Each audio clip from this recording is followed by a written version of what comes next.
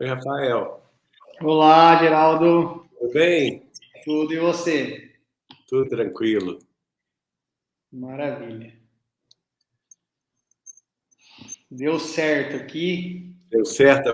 Aprendeu como fazer? Que eu normalmente faço pelo Instagram, né? Tudo. Aqui tem uns detalhezinhos diferentes, mas já deu tudo certo. E vamos fazer uma live bem bacana aqui, viu? Como é que você quer fazer? Um bate-papo, o quê? Eu preparei algumas perguntas, né? E estamos ao vivo aqui já, viu? Ah, então tá bom. É, Podemos começar. preparei algumas perguntas aqui e tal, né? O povo também, quem quiser mandar algumas perguntas aí que forem possíveis sendo respondidas, aí a gente já vai conectando junto, Tá bom. Tá combinado. tá? Bom, então já são aí 8h01, dá uma ótima noite para todos, agradecer aí a presença, agradecer ao Geraldo que de prontidão, né? Vou contar um pouquinho aí de onde surgiu essa ideia da live e tudo, aceitou o nosso convite, né?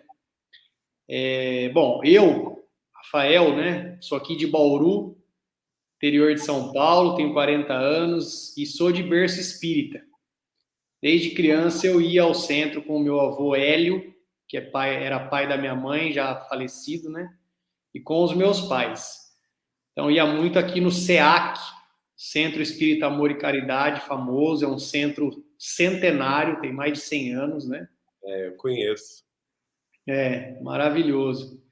E lá foi quando eu tive ali minhas primeiras lições espíritas, né? E as primeiras conversas espíritas que eu tive foi com o meu avô. Então ali começou a plantar uma sementezinha, né? E aí ao longo da vida a gente dá umas desviadas, né?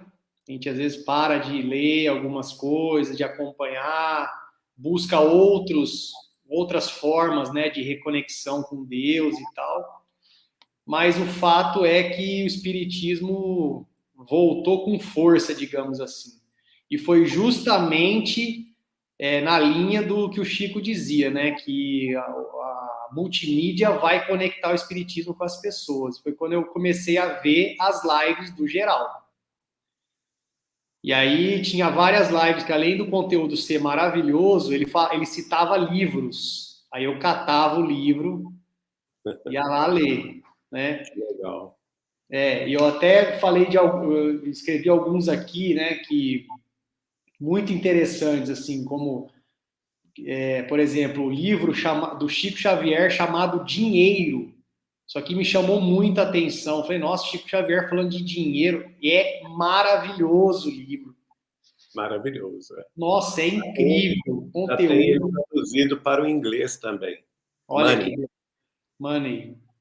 Militares com Jesus, militares no além, Brasil, coração do mundo, pátria do evangelho, caminho da luz, médium dos pés descalços e dentre outros. E aí isso me fez, né, reconectar aí com o espiritismo, começar a ler as obras tudo novamente, né? E até mesmo para minha agradável surpresa, né? Fiz contato lá, comecei a seguir o Geraldinho pelo Instagram e mandei um oi para ele e não é que ele respondeu? Eu sempre respondo.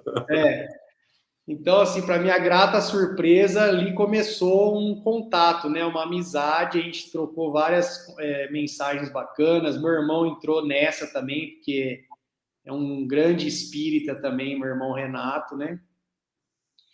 E até que um dia eu falei, será que ele ia topar fazer uma live, né? Pois aí, falei, bom, perguntar não ofende. Fui lá e perguntei e o Geraldinho topou de imediato. Então, estamos aqui hoje, dia 8. Agradecer a Beatriz também, sua secretária, que ajudou muito a intermediar a questão da live, né? E cá estamos, tá? Então, gente, as boas-vindas ao Geraldo, agradecimento, espero que vocês desfrutem ao máximo. Se você tiver pergunta, já prepara aí para a gente aproveitar o homem aqui, que ele sabe muito. Não. Tá? Eu procuro saber, é diferente. Então, Geraldo, eu sei que aqui vão entrar espíritas e não espíritas. Né? Tá Tem bem. muitas pessoas aí que não são necessariamente espíritas e se interessam muito pela doutrina, pelos ensinamentos. Então, a primeira pergunta é: quem é o Geraldo Lemos Neto? E quando o espiritismo e o Chico Xavier aí cruzaram a sua vida? Bom, Geraldo Lemos Neto é uma pessoa comum, sem qualquer privilégio, sem qualquer coisa especial que não seja a busca da verdade, a busca que esteve no meu coração desde a minha juventude, a minha primeira mocidade. E eu sou de uma família espírita, a parte materna. Minha avó foi colega do Chico Xavier no grupo escolar de Pedro Leopoldo, Carmen Machado dos Santos, e toda a família dela, meus tios avós, primos de minha mãe, a família toda é espírita, tanto em Pedro Leopoldo, a cidade natal do Chico, quanto em Belo Horizonte. Muitos deles foram morar em Belo Horizonte, outros em São Paulo e outros até em Bauru, viu, Rafael? Olha só que beleza. Eu tenho parentes aí também. E alguns também no Rio de Janeiro, quer dizer, toda a família Machado sempre trabalhou muito no espiritismo. E eu, desde criança, ficava ouvindo as histórias com muito interesse, porque na minha casa a gente não tinha ensino religioso nenhum. Meu pai era católico não praticante. E minha mãe, embora a família dela toda fosse espírita, ela não se interessava pelo espiritismo. Então eu tive que buscar por mim mesmo, né? Eu tive que, ouvindo as histórias extraordinárias que me contavam sobre o Chico, eu fui procurar entender com os meus tios avós, meus tios, meus primos, primos de minha mãe, né? Saber as histórias, e eu gostava de ouvir eles contarem as histórias extraordinárias do Chico, tanto da bondade dele como ser humano inesquecível, não é, para todos nós, quanto também fatos inusitados da mediunidade dele. E foi aí que eu combinei com minha tia-avó para ela me apresentar o Chico, na primeira oportunidade. Ela residia em São Paulo, trabalhava no Centro Espírita União, dirigido pelos Galves, e quando o Chico foi lá lançar 2 livros em outubro de 81, 41 anos atrás, ela me chamou e eu tive a oportunidade de conhecê-lo no dia 14 de outubro. 14 e 15, né? Porque a reunião varou a madrugada. E desde esse dia a gente estabeleceu uma conexão. Eu tinha 19 anos naquela época e nunca mais teve outro maior interesse do que esse, né? De conhecer o Espiritismo, de estar perto do Chico Xavier, de trabalhar com ele na divulgação da doutrina através do livro. Nós fundamos na União Espírita Mineira o departamento editorial da Federativa Mineira, que é a União Espírita Mineira, em 84. Lá publicamos 10 livros do Chico, da psicografia dele, mais 2 livros biográficos, 3 livros biográficos, mais também um dicionário das obras dele, das mensagens que ele recebeu, e depois, já num segundo momento, quando ele tinha partido, tendo em vista a excelência do material que nos chegou às mãos, originais, né, da psicografia dele, a gente continuou, só que desta vez na Vinha de Luz Editora. E estamos aí no total já passamos dos 60 livros publicados do Chico Xavier. E toda essa atividade é o que sustenta, por exemplo, a casa de Chico Xavier, de Pedro Leopoldo, que é a casa onde ele morava, e a gente reformou e transformou esta casa num centro de referência à vida e à obra dele. Em Belo Horizonte, o Grupo Espírita Saber Amar, o Grupo Mediúnico Maria de Nazaré e o portal e a TV Saber Espiritismo, que é o nosso canal no YouTube, e com assistência também em outros centros amigos, como, por exemplo, a Casa do Caminho de Ibirité. Então, assim, a gente vai trabalhando. Sabe que eu estive na casa do Chico Xavier há uns 10 anos atrás, mais ou menos, que eu fui fazer uma palestra em Minas, né? E aí pedi na época, falei, eu quero ir lá conhecer. E tava o Eurípides, né? Se não me engano, que é um irmão... Não, essa é a de Uberaba. Ah, é, de Uberaba, né? Uberaba. A nossa porque as pessoas confundem isso. Uberaba não é a cidade natal do Chico. Tá. Ele se mudou para Uberaba com 49 anos de idade. A cidade natal dele, que é a cidade onde ele nasceu, é Pedro Leopoldo, que fica na Grande Belo Horizonte. Sim.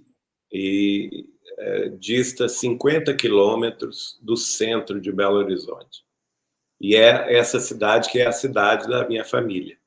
E é onde nós temos lá essa instituição que chama-se Casa de Chico Xavier, ligada ao Grupo Espírita Sheila, de Pedro Leopoldo. Entendi. Perfeito. Tá. E esse ano nós fizemos 20 anos, né? Que o Chico voltou aí para casa de todos nós, né? E ainda se faz assim tão presente, né? Assim, uma obra literária, se não me engano, é a segunda maior da história, né? Do mundo.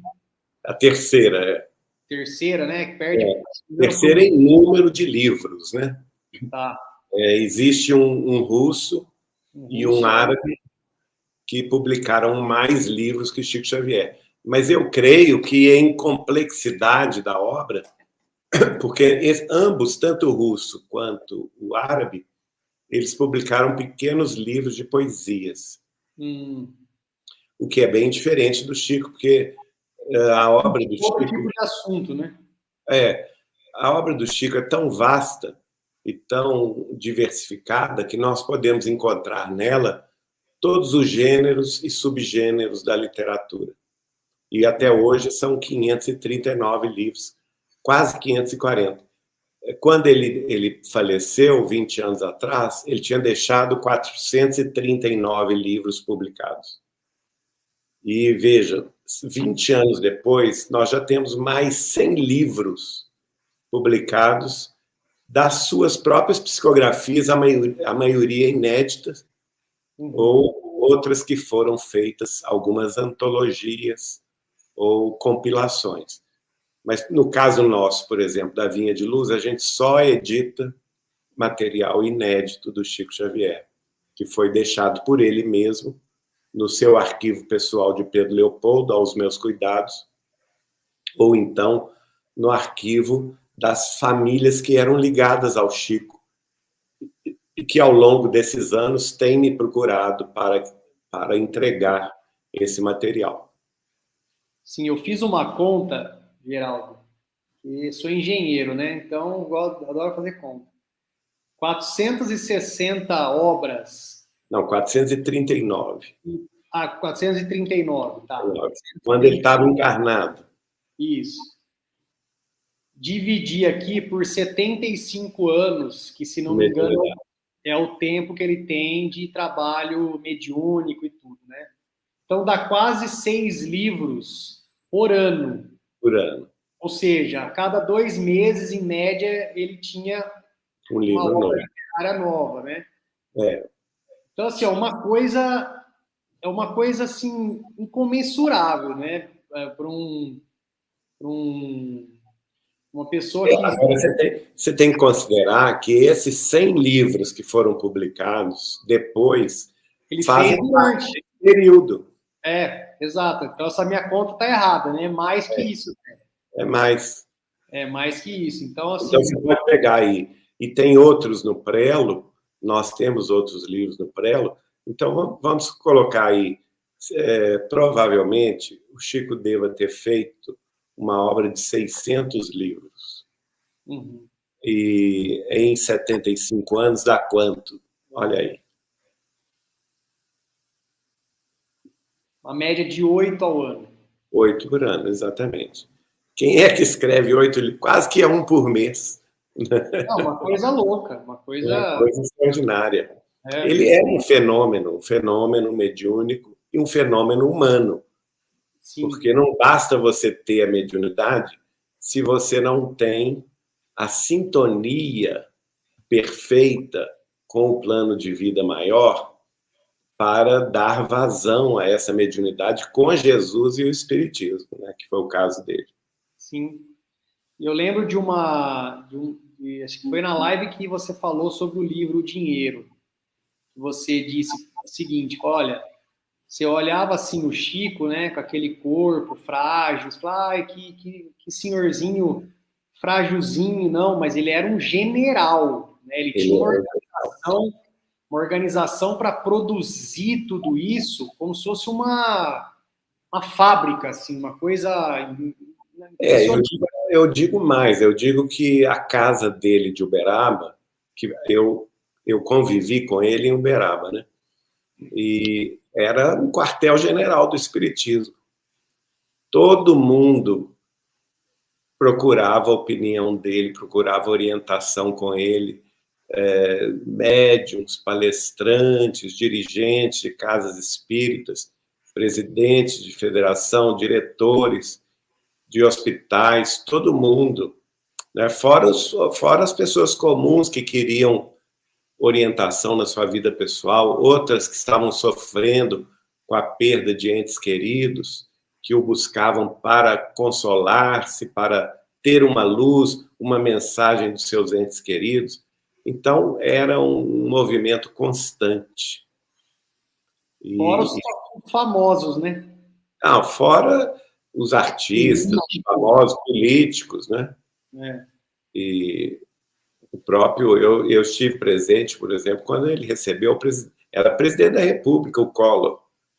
Foi visitar o Chico Xavier, ele próprio, acompanhado da dona Suzane, a sua esposa na ocasião.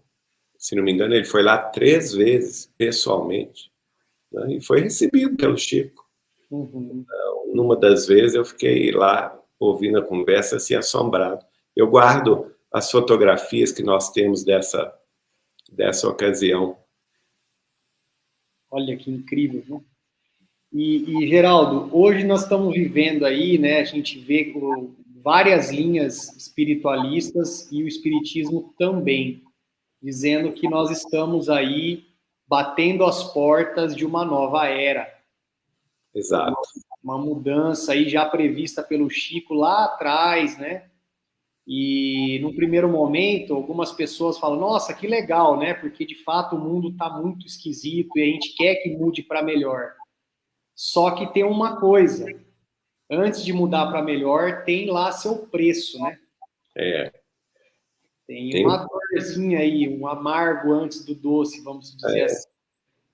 Então, aí a minha pergunta é, onde que o espiritismo pode entrar de uma maneira prática no dia a dia das pessoas que estão passando aí por inúmeras dificuldades, inclusive desencarnes de pessoas queridas? Isso. Bom, você falou sobre o período de transição planetária. Sim. Assim como nós, seres humanos, nós evoluímos, as coletividades também evoluem. E os planetas também, na sua totalidade, também chegam em determinados períodos de grandes mudanças. Esse período de grande mudança, e aí essas idades ou esses ciclos, né? A gente pode dizer tempos e ciclos, tempos de transição planetária que se sucedem aos grandes ciclos evolutivos. Então, o que ocorre com a Terra desde 1757? Ela entrou num tempo de transição que vai durar 300 anos, ou seja, vai prosseguir essa transição até 2057, segundo o próprio Chico Xavier afirmou no programa Pinga Fogo de 1971, em dezembro, que essa transição vai acabar em 2057, e Allan Kardec havia recebido uma mensagem dizendo que ela tinha começado 100 anos antes do Espiritismo, então, portanto, 1757. Então, esse período de transição é como se fosse a última etapa de um ciclo chamado de expiações e de provas. Qual que é a característica desse ciclo? O materialismo.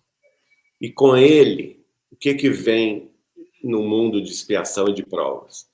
Vem o crime, vem o vício, vem o materialismo no sentido também religioso, né? A falta de fé, a falta de espiritualidade, a corrupção, a violência, a guerra, as grandes comoções sociais, como assaltos, como perseguições políticas, perseguições ideológicas, matanças no sentido de pilhagem, enfim, todo tipo de males que se possa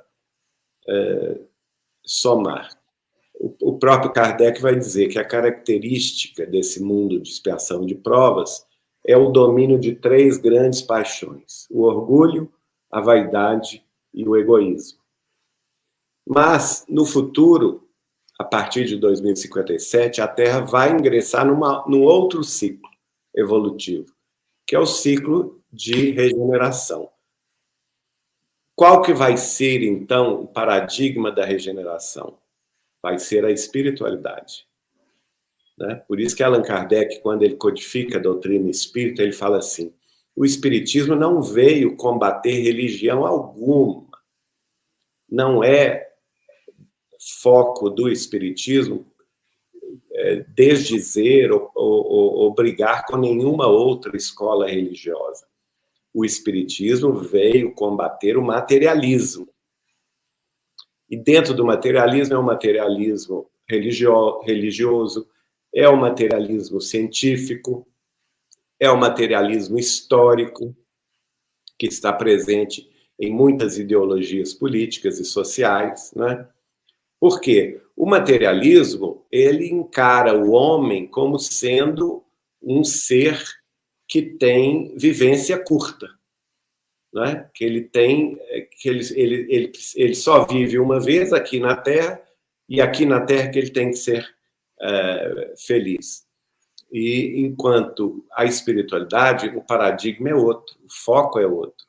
Nós somos encarados como espíritos imortais, que já procedemos de um passado milenário, milhões e milhões de anos, no carreiro evolutivo, desde os seres mais primitivos até chegarmos aos hominídeos e depois aos seres humanos racionais, que é a nossa espécie hoje. Mas essa evolução não vai terminar.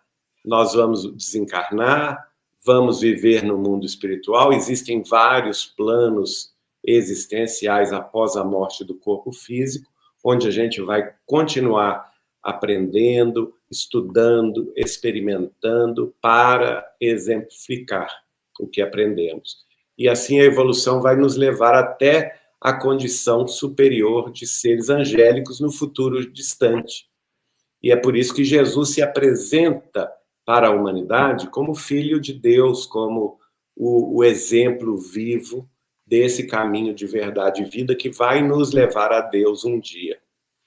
Então, o foco do espiritualista e do mundo de regeneração é o espírito imortal, que ele trouxe do passado débitos para corrigir, por isso que nós estamos vivendo ainda no mundo de expiação. Expiação é o quê? É o reajuste do passado, todos os desvios passados. E provas que não necessariamente são provas no sentido de reajuste de passado delituoso, mas sim provas se nós passamos no teste, já estudamos bastante algum assunto, então precisamos dar testemunho nas nossas vidas práticas se esses assuntos são realmente verdadeiros dentro da nossa alma. E a partir daí, no futuro, nós estaremos vivendo a regeneração. O mundo de regeneração não precisa mais da expiação e da prova.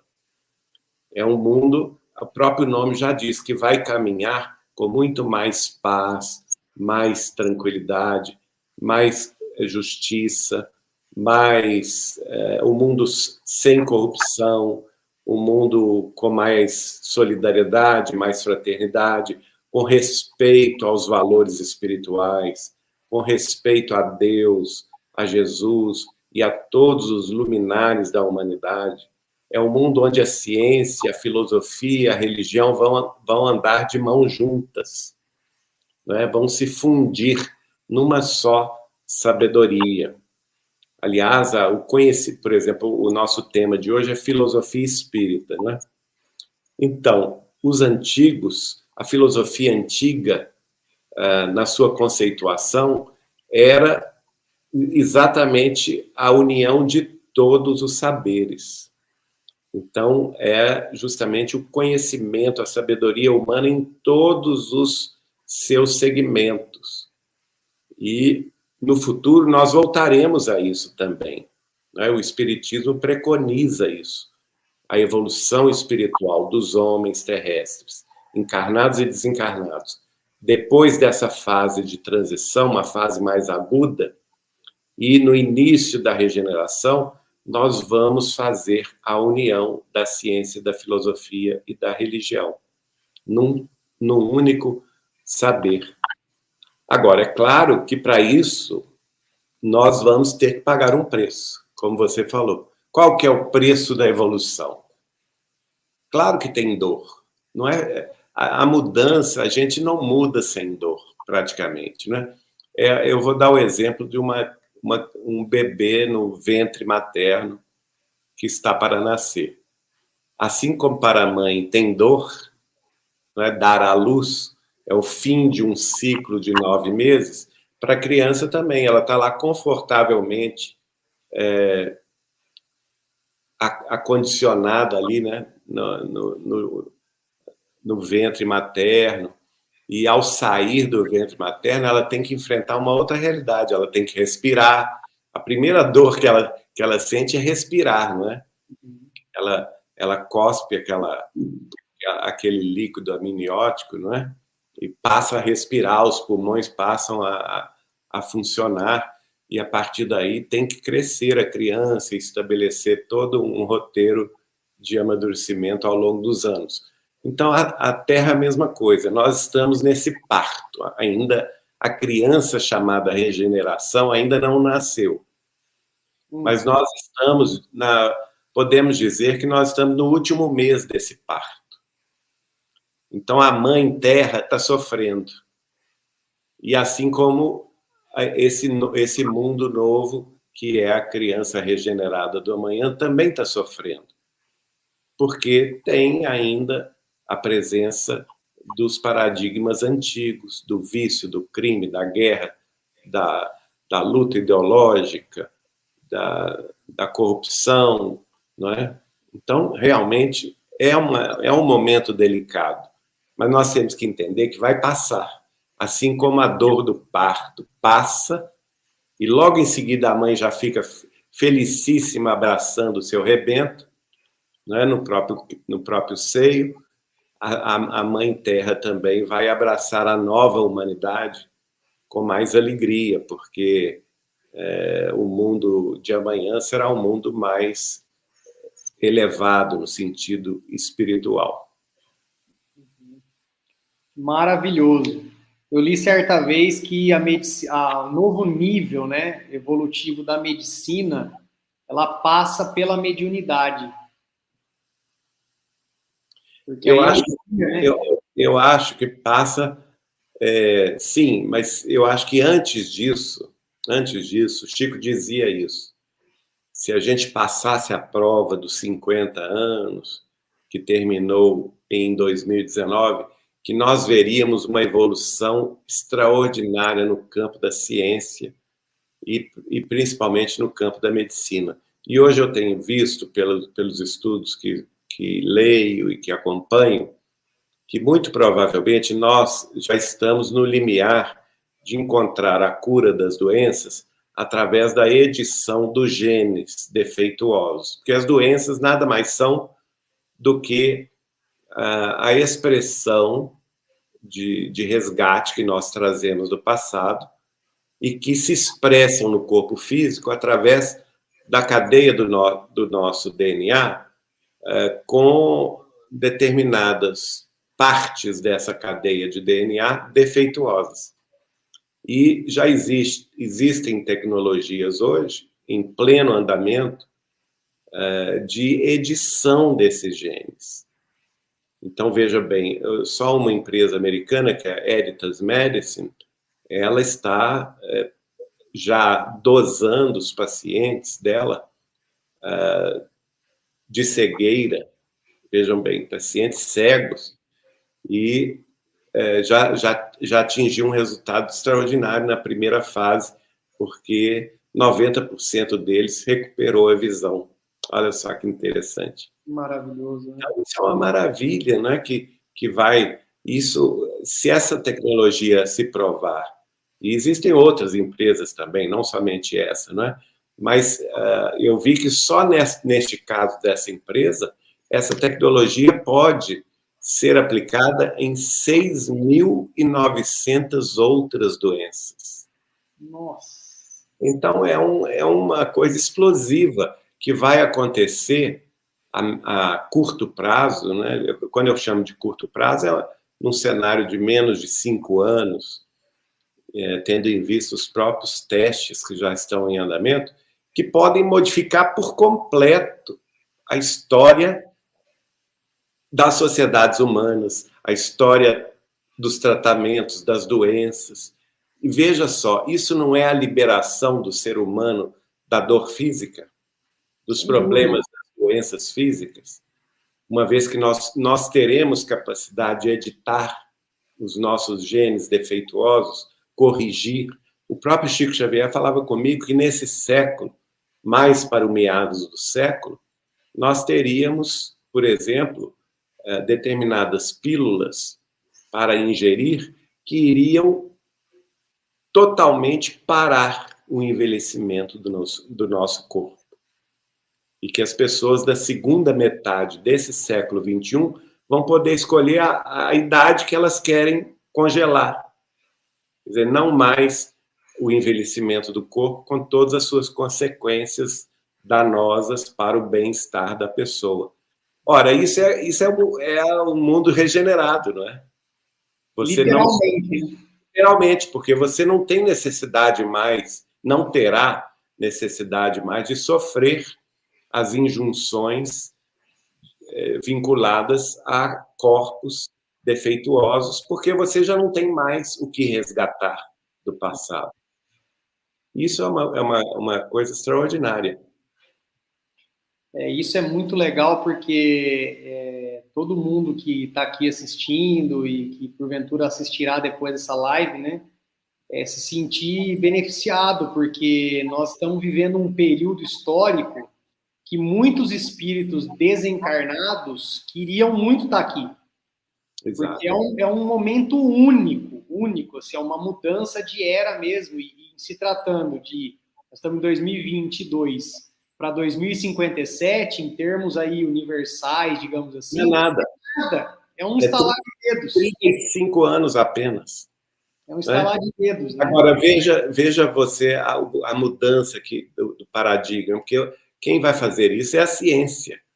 Porque a partir do momento que os homens terão mais tempo para si mesmos, outro avanço tecnológico muito grande é a automação, é a questão da produtividade do trabalho, né? A cada vez mais, com a conectividade que nós estamos vivendo hoje, você faz as coisas muito mais rapidamente. Então, consequentemente, isso foi previsto pelo Chico em 1971. Ele disse isso. Os homens serão aposentados dos trabalhos mais rudes e terão mais tempo para se dedicar ao lado espiritual, ao lado mental. Aí entra aí a sua pergunta sobre a mediunidade. E aí a mediunidade, o que é a mediunidade? Nada mais, nada menos do que a capacidade que todos nós temos de nos comunicar uns com os outros através da força mento-eletromagnética do pensamento. Uma habilidade, né? Que a pessoa Uma habilidade. Só que hoje a maioria de nós não tem tempo para treinar essa habilidade, porque nós estamos lutando para sobreviver. Estamos trabalhando, estamos correndo atrás das nossas obrigações, mas a partir do momento que a necessidade de tempo para a sobrevivência vai diminuindo, e também os gastos, por exemplo, com a saúde, uma série de coisas vão diminuindo, com a cura dos corpos físicos e com o avanço da ciência em outros domínios antes inimagináveis, então nós vamos ter tempo para investir o nosso tempo na nossa própria espiritualidade, desenvolvendo essas potencialidades mediúnicas, treinando-as para o bem, não é? E tudo vai chegar numa hora certa, numa hora adequada, que seria a hora da alvorada do novo dia da humanidade, que é esse tempo regenerado de amanhã. Maravilhoso. Só para a gente não perder o tempo aqui das perguntas, ó, que tanto a Márcia Luciene Pereira perguntou sobre regressão e a Cida Rachid perguntou sobre doenças, né? Justamente que nós estávamos falando. Doenças eu já falei. Questão de provas de expiação, a função da doença e tal, né? E aqui a Lilian Doerne, aqui de São Paulo, né, também pergunta aqui: quem habitará esse planeta após o término do processo de provas e expiações, na verdade, né, Lilian? Para entrar no processo de regeneração. Quem habitará? Que acho que ela quer dizer assim. Quem habitará no futuro, a partir de 2057, próprio Jesus disse: bem-aventurados são os mansos e os pacíficos, porque eles herdarão a terra. Então, nós temos que fazer força para ficar aqui, porque nós não queremos ser degradados daqui. Quem for degradado daqui vai enfrentar um mundo primitivo. É um mundo onde a sociedade daquele mundo ainda vive nas cavernas. Veja bem, nenhum de nós quer isso, né? Porque nós já evoluímos bastante das cavernas até aqui, nos últimos 200 mil anos. Então, desculpe. Então, nós temos que fazer força para ficar aqui, buscando a espiritualidade, né? Buscando a religiosidade que está inata em nós. A religiosidade é um sentimento inato do espírito. Então, temos que combater o materialismo, temos que combater todas as doutrinas materialistas, porque elas só levam o homem ao desespero, ao passo que a espiritualidade, a fé raciocinada, no caso, a fé espírita cristã é uma fé raciocinada, mas não desprezando as outras também, outras escolas religiosas. Todas as escolas levam à espiritualidade e a Deus. Esse patrimônio de espiritualidade é o que nós todos devemos buscar, para que a gente possa, com ela, se melhorar. Com ele, com esse patrimônio, se melhorar. E aí ficar na Terra, se Deus quiser. Maravilhoso, porque... Agora, a pergunta sobre a primeira que você falou, eu não entendi, porque... De regressão? Regressão de quê? De memória?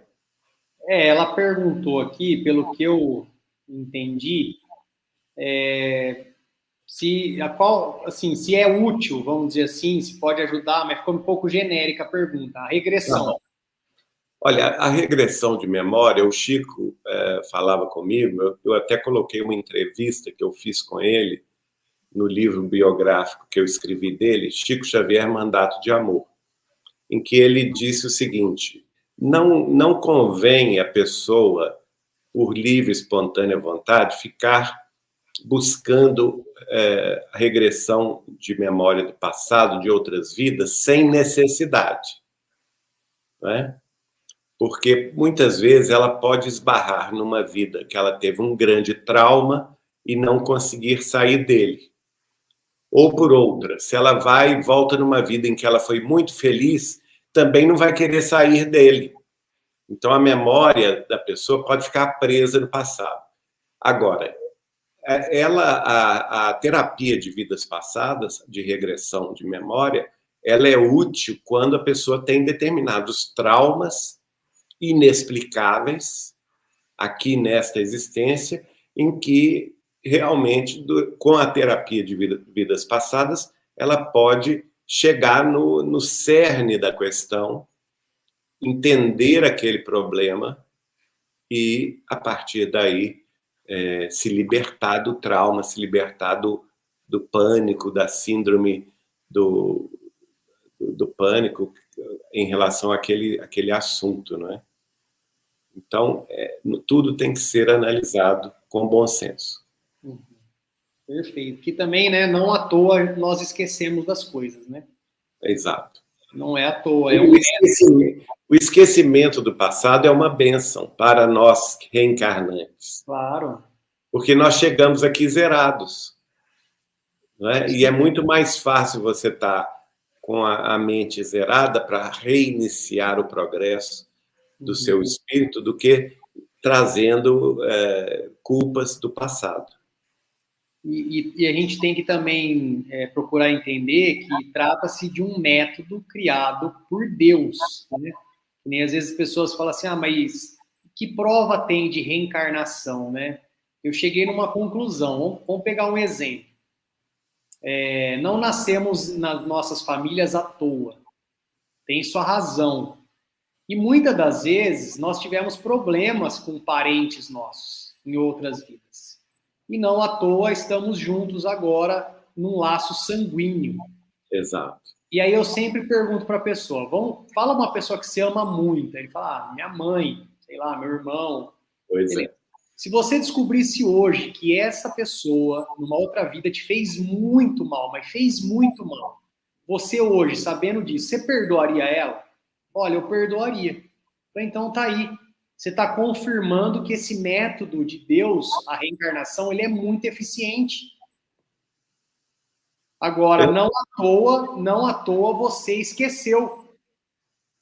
E talvez você chegasse aqui já sabendo, você ia olhar para essa pessoa, mesmo sendo sua mãe, você já ia querer brigar.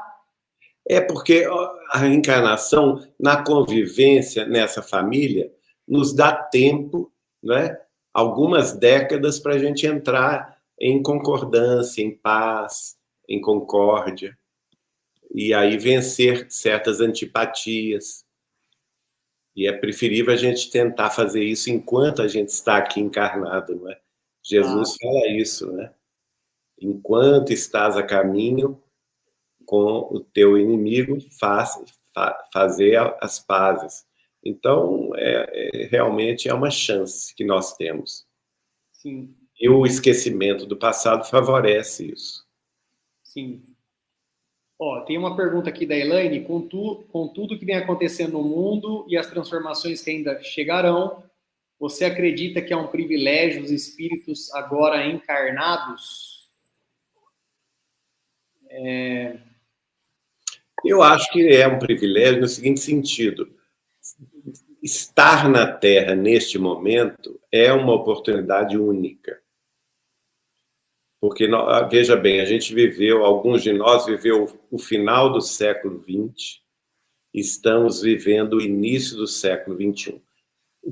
A época mais crucial, o ápice da transição planetária, nós estamos vivendo. Nós já deixamos para trás, por exemplo, nossos avós viveram a fase pior da transição planetária. Por quê? Nossos avós e bisavós.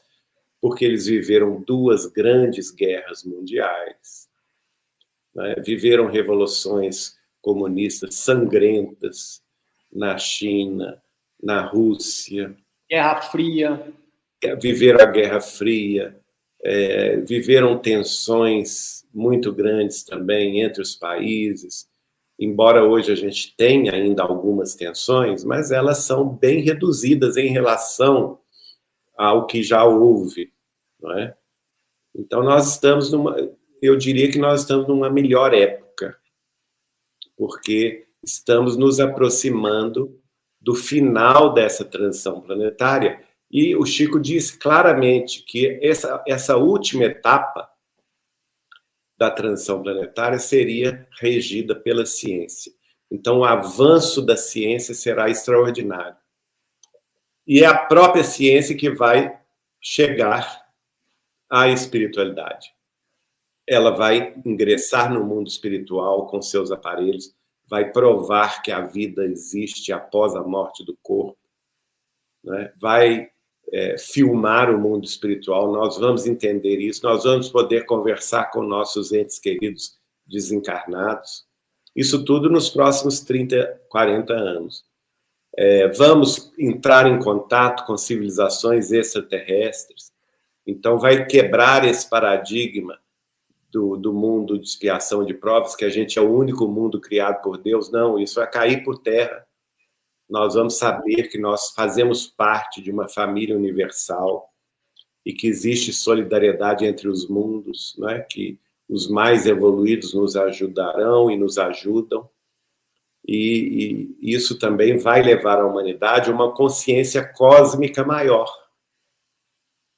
Todas as questões filosóficas do ser estarão mais claras, porque a filosofia é o quê? É justamente a busca. É você buscar a verdade. E quando você busca a verdade, inquestionavelmente, você tem que se perguntar muitas coisas. Quem eu sou? De onde eu vim? Por que eu existo? Né? Para que eu existo? Por que eu estou aqui na Terra? Quem são meus familiares? Por que eu estou com eles? Por que eu tenho determinadas aptidões que meus irmãos e irmãs, meus pais não têm, e eles têm outras aptidões que eu não tenho, né? O que fazer com as minhas aptidões? O que eu vim fazer aqui no mundo? E depois que esta vida cessar, a vida física cessar, para onde eu vou?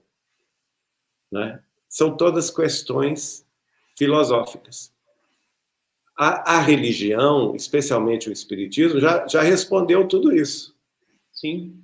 Só que a filosofia, ela faz um processo, ao perguntar, ela amadurece o ser humano no sentido existencial, né? Torna-o mais consciente, mais mesmo presente diante da própria vida, da própria existência, mais alerta de si mesmo e do mundo em torno. A ciência, por sua vez, ela vai ajudar a filosofia descobrindo as leis naturais, as leis da vida, as leis da natureza, as leis dos astros, né? E aos poucos ela vai dando também determinadas comodidades e facilidades à vida humana, interconectando todos nós numa grande família, não é? Agora, a religião, ela antecipa as verdades, mas é preciso que a humanidade, é como se fosse o seguinte, as revelações religiosas descem de mais alto para nós. E, de ordinário, elas nos convidam a subir, né? A primeira grande revelação, por exemplo, vinda por Moisés, foi a revelação da justiça. O olho por olho, dente por dente. A cada um será dado segundo as próprias obras, que Jesus veio confirmar. Mas a segunda revelação, que é a revelação do amor, o próprio Jesus afirma que, num trecho registrado pelo apóstolo Pedro, que o amor cobre a multidão dos pecados, dos erros. Então, o amor é maior do que a justiça. E vem agora, no século anterior, né, do século XIX, XX e agora XXI, a revelação da verdade, que é essa busca dessa verdade mais completa, unindo ciência, filosofia e religião, que a gente chama de o espírito da verdade, que está presidindo esse movimento de transição planetária, em que nós vamos entender que nós podemos perfeitamente não somente entender o nosso papel na vida humana, na vida terrestre, na vida cósmica, mas, com essa consciência cósmica, criar mecanismos, criar descobertas científicas para harmonizar todos esses conhecimentos num só saber, numa só grande filosofia de viver e viver bem. Maravilhoso. Agora que a gente abrangeu uma coisa tão enorme assim e tão profunda, né? Eu quero aqui com 52 minutos de live já filtrar para nós aqui, para essa bandeira aqui, ó, Brasil. Diante de tudo isso que está acontecendo, Geraldo, um dos livros aí que com certeza foi um dos livros mais maravilhosos, impactantes da minha vida, foi O Brasil, Coração do Mundo, Pátria do Evangelho. Um livro de 1932. Olha isso. Pois é, maravilhoso, né? Fui ter noção dele 90 anos depois, né? Olha só que coisa. Então, lá ele conta muito sobre o quê? Qual é o papel do nosso Brasil e nesta transição, dos brasileiros nessa transição. Então, eu quero agora filtrar aqui para nós, né? De tudo isso planetário, quem é o Brasil e quem são os brasileiros nesse processo único, histórico da nossa terra. Nós vamos entender, lendo este livro, né, que, aliás, o espírito de Humberto de Campos, que escreveu esse livro pelo Chico, o Chico próprio vai dizer que não foi ele quem foi o autor do livro, que ele foi apenas o transcritor do livro, porque o livro já existia nos anais da vida espiritual superior, sobre a história espiritual do Brasil, e eu recomendo a todos que leiam esse livro, é extraordinário. Fascinante, fascinante. Porque vai mostrar para nós o seguinte: o Brasil tem uma destinação histórica no concerto das nações da Terra. Cada país tem a sua missão, não é?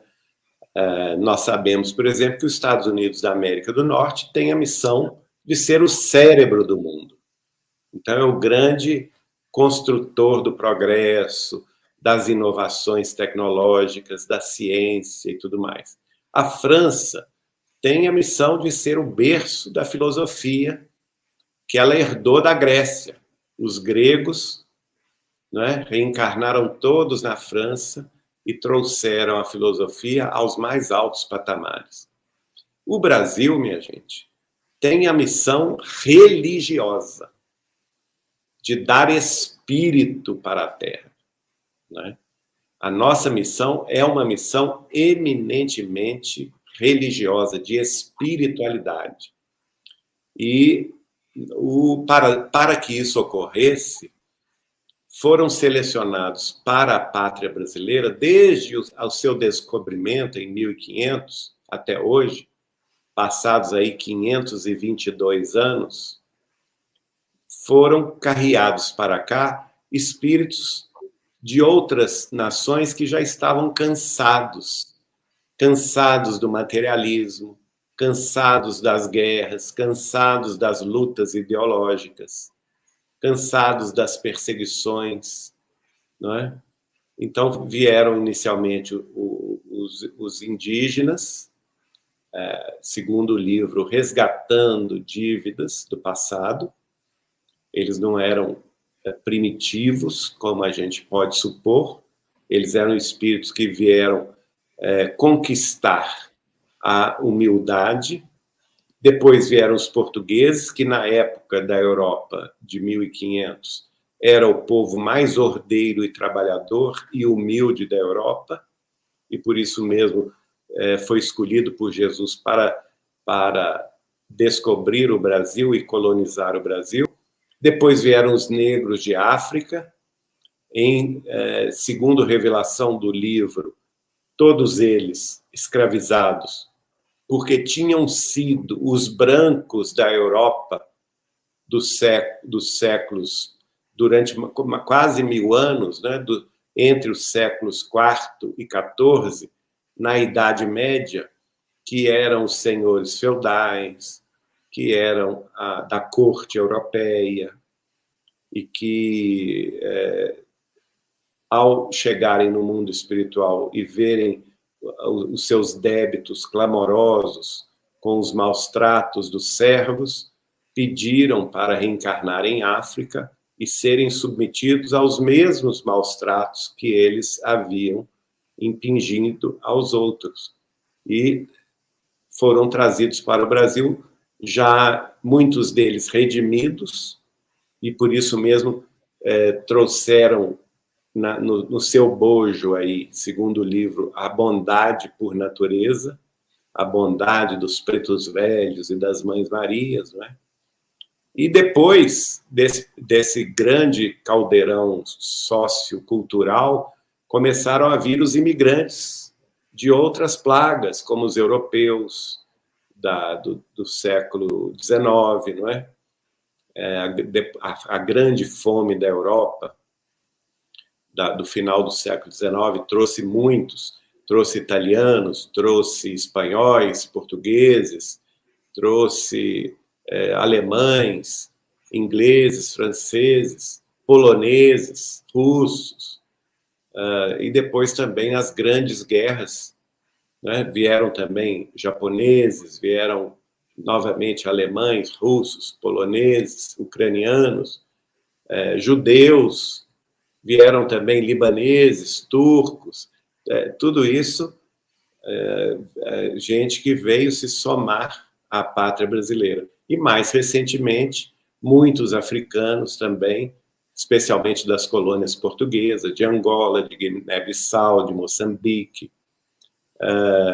Na América Latina, nós sempre temos sido recebedores de imigrantes da Venezuela, do Equador, do Peru, da Bolívia, da Argentina, do Paraguai, e também mais recentemente da América Central. E tudo isso, gente, para quê? Para que aqui seja forjada uma civilização mais fraterna, mais tolerante, mas com a cruz do Cristo brilhando na nossa exemplificação. Né? O Chico Xavier dizia, e disse isso em vídeo gravado no Grupo Espírita Perseverança de São Paulo, em 1993, que nós todos brasileiros que temos aprendido em todas as escolas religiosas cristãs, sejam elas católicas, protestantes, crentes, ou espíritas cristãs, ou umbandistas, temos aprendido o Evangelho de nosso Senhor Jesus Cristo, mas que chegaria o dia em que nós seríamos chamados a exemplificá-lo. Então, nós estamos sendo chamados a exemplificar o Evangelho agora, né? A levar a bandeira da cruz, da fraternidade, à frente, porque nós estamos diante de um povo que tem fome do Salvador, que tem fome de Jesus Cristo, nosso Senhor e Mestre. E a única forma de trabalharmos para a elevação do Brasil no concerto das nações é justamente dando espírito a esse povo, dando espiritualidade a este povo que está ao nosso lado, do qual nós fazemos parte, inclusive, e que somos todos sedentos de paz e luz, de amor e concórdia, mas especialmente todos sedentos por espiritualidade, longe dos crimes, longe da violência, longe das matanças de crianças nos ventres maternos, que é como o aborto, longe da corrupção, longe das guerras ideológicas que nos separam, quando nós deveremos sempre nos unir em torno de um único projeto, de um único abraço dessa nação fraterna que está no coração de todos os brasileiros. Maravilhoso, acho muito forte isso, a questão de estarmos sendo chamados a exemplificar, né? Tipo, vamos para a prática do Evangelho, né? E nenhuma outra nação do mundo tem exemplificado, como o Brasil, a sobrevivência do espírito após a morte do corpo. Então, é também uma tarefa de consolação, de demonstração de que a vida continua. Porque de norte ao sul, de leste a oeste do país, nós temos médiuns trabalhando, não somente na doutrina dos espíritos, mas nos terreiros de Umbanda, no catolicismo, no protestantismo, médiuns inspirados, alguns chamam de profetas, algumas religiões, outros, como nós, de médiuns, outros de intermediários, de canalizadores, não importa. O que importa é que a palavra dos espíritos tem sido manifestada de norte a sul, de leste a oeste do país, mostrando a sua destinação espiritual e o seu compromisso com a verdade do Cristo, acima de qualquer coisa.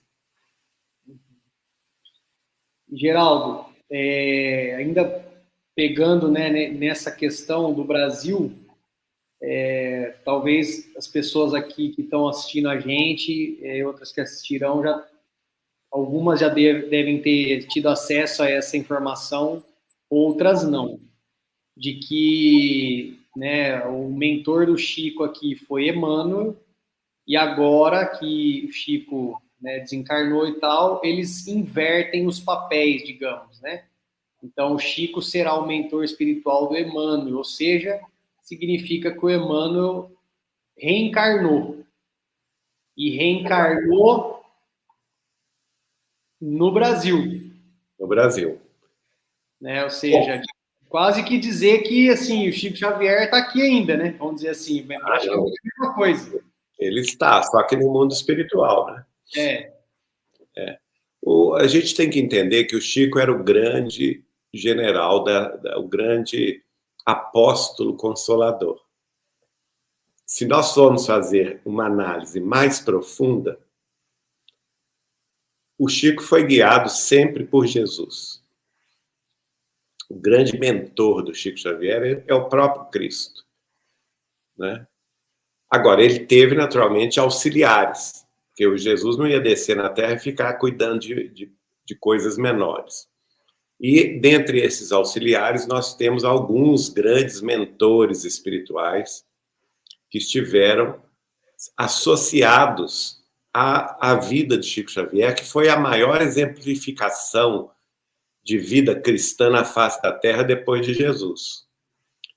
Então, nós tivemos, por exemplo, a Isabel de Aragão, que é considerada a rainha santa de Portugal e Algarves do século XIII, também conhecida entre os espíritas como Veneranda, que é a guia espiritual de todos os países de língua ibérica, ou seja, espanhola e portuguesa. E ela inspirou o Chico Xavier no trabalho da caridade, em nome de Jesus. Nós tivemos o Emmanuel, que você citou aí, que era o guia para a psicografia. Né? Nós temos que separar as coisas. O Emmanuel era o guia do Chico na psicografia. Nós tivemos o Dr. Bezerra de Menezes, que era o guia do Chico Xavier nas tarefas do receituário mediúnico homeopático, através de cujas receitas milhares de pessoas foram curadas. Nós tivemos o Dr. André Luiz, que era um grande cientista terrestre brasileiro, Carlos Chagas, quase ganhou o prêmio Nobel por descobrir todo o processo da doença de Chagas, e desencarnado vai escrever através do Chico com o pseudônimo de André Luiz, trazendo o maior tratado sobre a vida espiritual, a mediunidade e a vida além túmulo, de que se tem notícia, né? Nós tivemos também grandes poetas se manifestando por Chico Xavier, e a gente pode dizer que eles todos, também com outros literatos, guiados por Humberto de Campos, trazendo a literatura espiritual no seu mais alto padrão evolutivo. Agora, o Chico nos dizia, todos eles iriam reencarnar no século XXI. Todos eles. Emmanuel já veio, ele provavelmente tem mais de 22 anos a essa altura, e o Chico mesmo dizia que ele iria escrever através dele até o final deste século, no ano 2100. Então, é uma tarefa que realmente vai continuar. Né? Começou lá com Kardec, o Chico era o Kardec encarnado, na França do século XIX, o Emmanuel estava no mundo espiritual, participando da falange do Espírito da Verdade. Depois inverteu, veio para o Brasil, Kardec encarnado em Chico Xavier, e o Emmanuel continuou no mundo espiritual. Mas houve uma pequena inversão, porque nesse período, do final do século XIX e do início do século XX, o Emmanuel encarnou com o Padre Amaro, no estado do Pará, estudou em Minas Gerais e viveu no Rio de Janeiro por 30 anos, enquanto Kardec estava no mundo espiritual. Aí inverteu de novo, né, como eu disse, Chico na Terra e Emmanuel no espaço. E agora, inverteu outra vez, o Emmanuel encarnou para dar prosseguimento à atividade revelatória e o Chico no mundo espiritual. Agora, o Chico dizia que ele veio liderar esta falange de espíritos para a religiosidade terrestre, mas que também vieram para o Brasil espíritos que iriam liderar um novo renascimento das artes, como é o caso do espírito de Victor Hugo, que também renasceu no ano 2000, no Brasil, para liderar os novos artistas, vamos dizer assim, né? Nas artes plásticas, na música, na literatura, na poesia, na pintura, também na escultura, para elevar o padrão das artes no Brasil e no mundo. O Chico vai dizer, o século XXI, no futuro da humanidade, vai ser reconhecido como o século do renascimento das artes e da espiritualidade. E nós teremos aí dois grandes espíritos fazendo isso. Emmanuel, no caso da espiritualidade, e Victor Hugo, no caso das artes. Uau! Meu Deus, então, gente do céu, tem que fazer força mesmo, toda a disciplina para estar aqui, para ter o privilégio de assistir tudo isso, né, que vai acontecer nos próximos anos, né?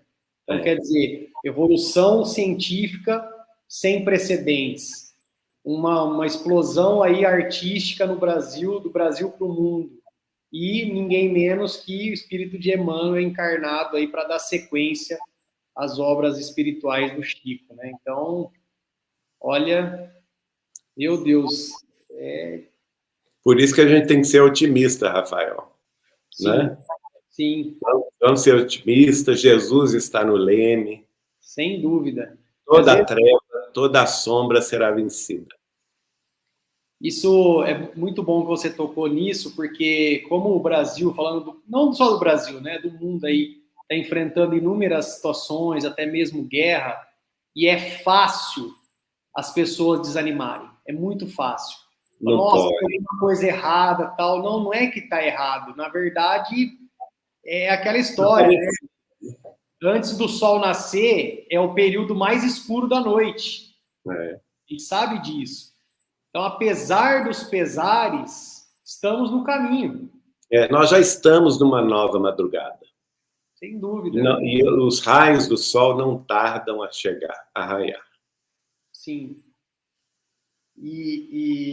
Geraldo, indo aqui meio que quase para os finalmente aí já, pessoal que tiver pergunta aí também fiquem à vontade, tá? Aproveitar o final da live. É o seguinte, ó, não quero entrar aqui no mérito de A ou de B, mas acho importante a gente dar uma tratada no seguinte sentido, né? Uma curiosidade, que esse ano nós temos Copa do Mundo e ninguém fala disso. O país do futebol hoje fala sobre política. E muitas pessoas, ainda tem gente que está tratando política só como política. E tem um pessoal que já entendeu que política tem tudo a ver com espiritualidade. Tem muita coisa por trás de meros partidos políticos e tem muito mais por trás. E dizem os especialistas que é o evento mais importante do ano no mundo, a questão da eleição no Brasil. Então, não quero falar dos personagens em questão, mas da importância disso e da conexão que isso tem com a espiritualidade. Olha, o próprio Chico Xavier vai responder isso. Tem um vídeo dele falando isso, não é? Que todos nós somos políticos. A política faz parte da existência humana. Nós temos que separar duas coisas. Dentro do movimento espírita, da casa espírita, propriamente dito, que o espiritismo não foi feito para fazer política, né? O espiritismo foi trazido ao mundo para esclarecer e consolar.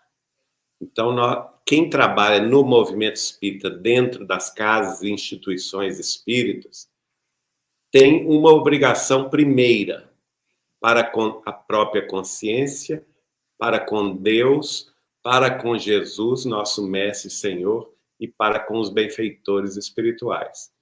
No sentido de dar cumprimento ao compromisso que todos nós assumimos antes até de reencarnar, de trabalhar pelo esclarecimento e pela consolação dos nossos irmãos de caminhada.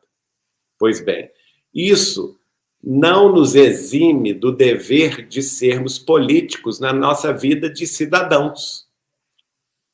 Cada um de nós é um cidadão. Se nós nascemos aqui no Brasil, nós somos cidadãos brasileiros. E como cidadãos brasileiros, temos a obrigação de participar da vida política da nação, que nos interessa e que nos interessa ao futuro da humanidade. Porque vamos raciocinar o seguinte: se ao Brasil cabe este papel preponderante de ser o coração do mundo e a pátria do Evangelho de Jesus no futuro da humanidade, que não vem longe, porque 2057 está aí. 35 anos passam. Eu que já vivi 60, já sei como passa rápido isso. Não é?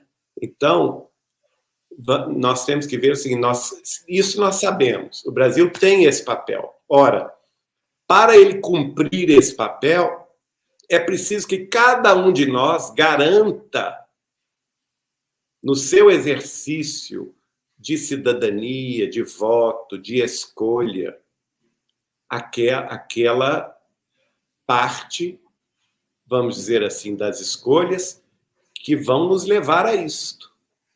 Então, é preciso parar e refletir. O que é que nós vamos escolher para o futuro do Brasil? Nós vamos escolher o paradigma da espiritualidade ou vamos escolher o paradigma do materialismo? Essa é a grande questão. E se você fizer uma digressão, claramente nós vamos ter aí opções. As escolhas erradas, vamos dizer assim, podem atrasar o passo do Brasil, como já atrasaram no passado, né? Eu lembro, por exemplo, que nesse livro Brasil, Coração do Mundo, Pátria do Evangelho, quando se falou, se descreveu o segundo reinado de Dom Pedro II, a espiritualidade se manifestou, inclusive Jesus próprio se manifestou para o imperador Dom Pedro II, alertando que ele não entrasse na Guerra do Paraguai, que estava sendo instigada pela Argentina, pelo Uruguai e pelo Chile, não é? E Bolívia. E, no entanto, ele cedeu às influências, vamos dizer assim, transitórias da Terra, levando o Brasil à guerra, e que causou para o Brasil um grande atraso, porque o Brasil assumiu um compromisso kármico com o Paraguai, que nós viemos a saudar, talvez, ou ainda estamos saudando, com a construção da usina hidroelétrica de Itaipu, né? Que foi toda custeada com recursos brasileiros, mas que metade da produção de energia vai para o Paraguai. Então, veja bem, nós temos que ser bastante conscientes que nós não podemos ser a favor do aborto, não é? Porque o aborto é uma matança indiscriminada, é um genocídio silencioso que se impõe aos espíritos reencarnantes, ainda no ventre materno, sem qualquer possibilidade de defesa, não é? Nós temos que ser contra a corrupção, sim, essa corrupção sistêmica, covarde, que retira da população os recursos que lhe deviam ser distribuídos através da saúde, da educação, da segurança pública. Nós temos que combater o crime, sim, né, com aparelhamento do Estado, das polícias, dos sistemas de prevenção ao crime, porque não se combate ao crime com poesia. Isso, em nenhum lugar do mundo você vê isso. Se combate ao crime, sim, com uma polícia e um sistema judicial modelo, não é, que puna os responsáveis, e principalmente com a educação que seja de esclarecimento de todos, não é? Então, vejam bem, nós temos que analisar tudo isso para fazer bem as nossas escolhas. Do contrário, nós podemos passar por situações complicadas no futuro próximo, que nenhum de nós quer passar.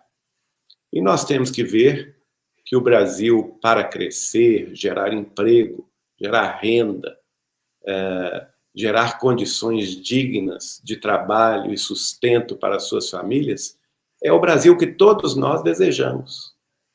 E para isso é preciso respeitarmos a liberdade de expressão, conquistada a duras penas, a liberdade de iniciativa empresarial, a liberdade de criatividade. Então, eu acredito que a própria evolução humana das sociedades implica nessa responsabilidade, nesse compromisso com as famílias nesse compromisso com o progresso, nesse compromisso com a fraternidade e, naturalmente, dando condições mais dignas para os brasileiros viver em saúde, em segurança, em educação.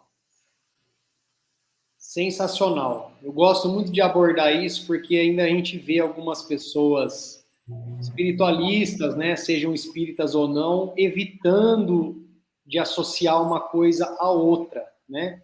E aí ela acaba vivendo meio fora da realidade. Você não é cidadão brasileiro, então tem que ter também essa discussão no sentido de ampliar as visões, né?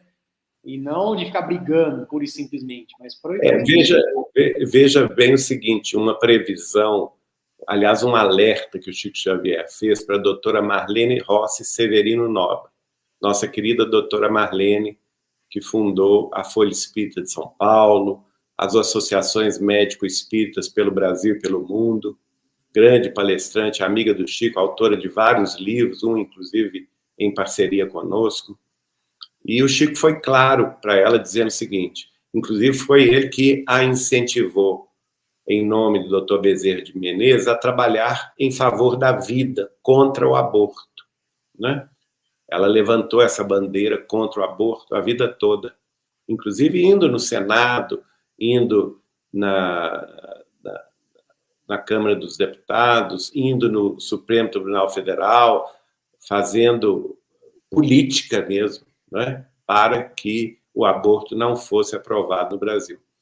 E, ao conversar com Chico Xavier, ele falou com ela, olha, essa situação do aborto é tão grave, que se algum dia o Brasil aprovar uma lei permitindo o aborto, nós teremos, como consequência, uma grande guerra civil.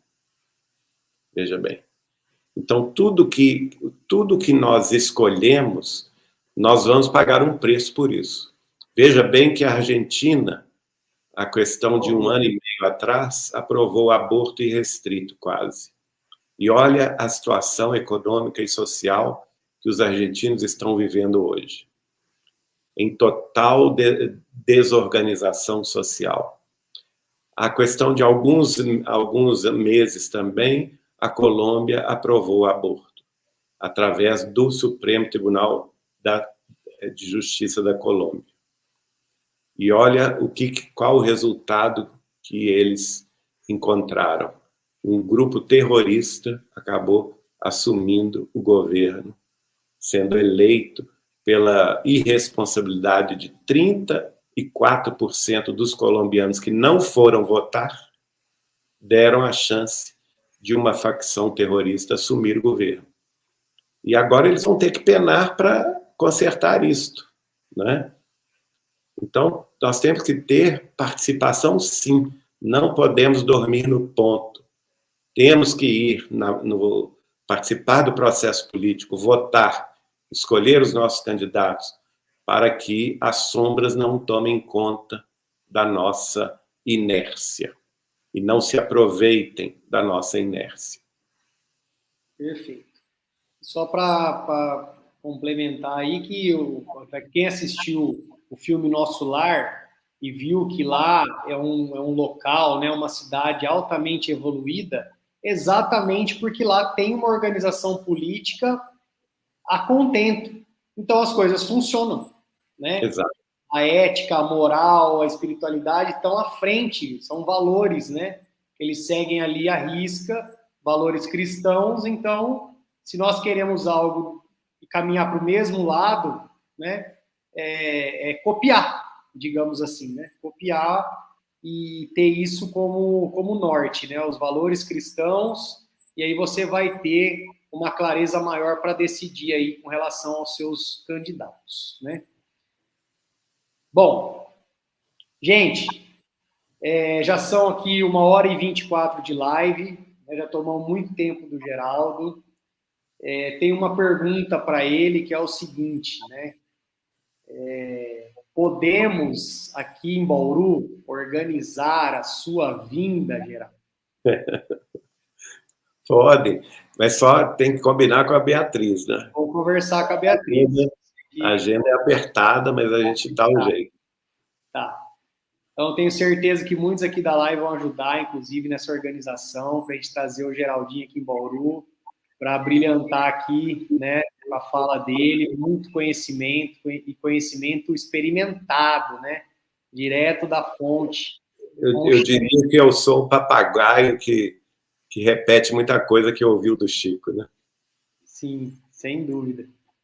Maravilha. Então, Geraldo, ó, quero agradecer demais, assim, foi uma honra poder trocar aqui esse tempo, né, com tanto conhecimento, e as pessoas aqui que nos acompanharam esse tempo todo, agradecer cada um. Eu vi gente aqui desde o Rio Grande do Sul até Minas, várias cidades do estado de São Paulo, Bauru e tudo mais, né? E agradecer muito mesmo. Isso aqui é uma bênção para todos nós, fazer jus a mais uma das previsões do Chico, né? Que a multimídia ia ajudar a proliferar o espiritismo aí mundo afora. Então, muito obrigado. Obrigado, Rafael. Eu que agradeço o convite, a generosidade, e vamos juntos nessa jornada aí de espiritualidade com Jesus e o Espiritismo. Perfeito. Essa live vai ficar salva aqui, gente, tá? No meu canal e também lá no do Geraldinho, que eu vou mandar para ele, tá bom? Muito obrigado, gente. Fiquem com Deus. Brasil, coração do mundo, pátria do Evangelho de Jesus. Amém. Assim seja. Amém. Tchau, gente. Tchau. Abraço. Abraço.